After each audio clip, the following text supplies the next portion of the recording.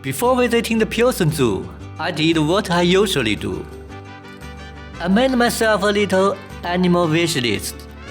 There are 11 animals on it: North Island brown kiwi, cargo, Philippine crocodile, lesser Egyptian jaguar, greater hedgehog tenrike, Goodman's mouse lemur, crowned lemur, a Laotian bamboo lemur, fell-tailed dove lemur, kingbird of paradise, and Brazilian porcupine. Some of these are signature animals of the zoo, and some are just personal favorites. I will be using this list as a guide, and taking you along as I try to find them. Of course, along the way, there will be a few unexpected surprises, and a few animals that simply refuse to cooperate. Alright, let's begin. I entered from the vineyard entrance next to the dinner park, and started heading downhill. To be honest, the kiwi was the animal I wanted to see the most. The good news, I found its enclosure almost immediately. The bad news, it had absolutely no intention of showing up, which to be fair makes perfect sense. North Island brown kiwis are strictly nocturnal, and also not exactly outgoing. I didn't realize how unlikely this was until I noticed something outside the enclosure. An infrared trigger camera. Basically, whenever something walks by at night, it snaps a photo. This kind of setup is usually used in the wild for animals that are extremely hard to spot. So seeing it here pretty much tells you everything. My chance of seeing a kiwi the normal way were not great. There's actually a second kiwi exhibit in the zoo, over in the Australia section. I went there later, same result. So, reluctantly, I had to cross it off my list. Now the bites start. Continuing down the steps, past a flat training area and a small playground, I soon walked into a walk-through area with max waterfalls.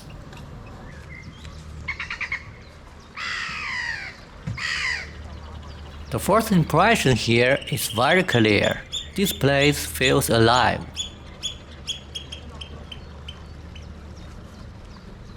There's this constant sense of movement, like the whole space is buzzing with life. The map says the main attraction here is the Humboldt penguin, but my attention went somewhere else, the Inca tern. It's not on my list, but definitely one of those "you're already here, don't miss it" animals.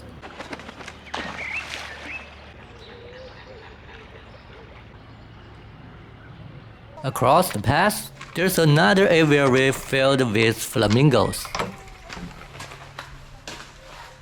It's a pretty common zoo thing, but somehow it never gets old.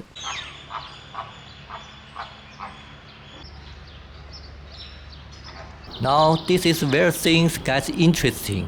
The tropical house. From the outside, it looks fairly unassuming, but once you step inside, it's a completely different world. The density of species here is impressive, and this is where I found two animals from my list. First, the cargo. This pair is probably the most active I've ever seen. They keep raising their crest feathers over and over again.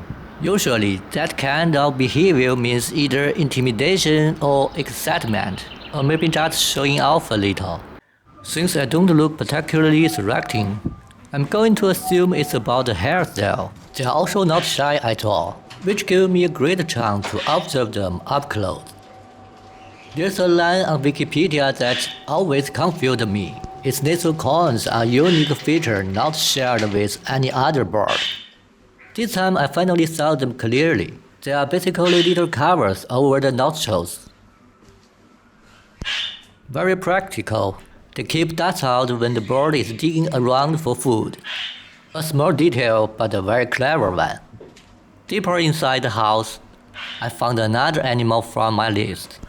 The Philippine crocodile, one of the zoo's signature species.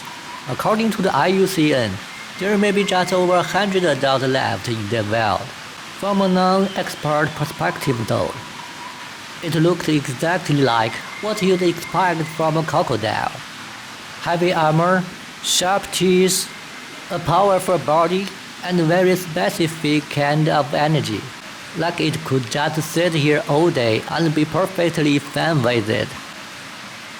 After seeing it, my progress moved to 2 out of 11, but the tropical house has a lot more to offer. This is a king cobra. I rarely manage to capture one fully on camera. It always turns out longer than expected.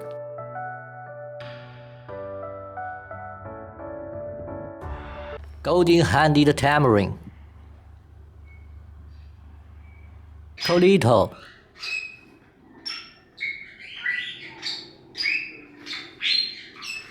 Roti Island snake-necked turtle. Palawan peacock pheasant. And this is the million-dollar bleeding heart. They look like they are performing some kind of ceremony that probably shouldn't be interrupted. And finally, the chimpanzees. Their indoor areas connect to the tropical house, and outside they have a large open enclosure. At one point, I saw a younger chip being dragged across the grass by an older sibling, by one leg. Fortunately, their mother stepped in pretty quickly.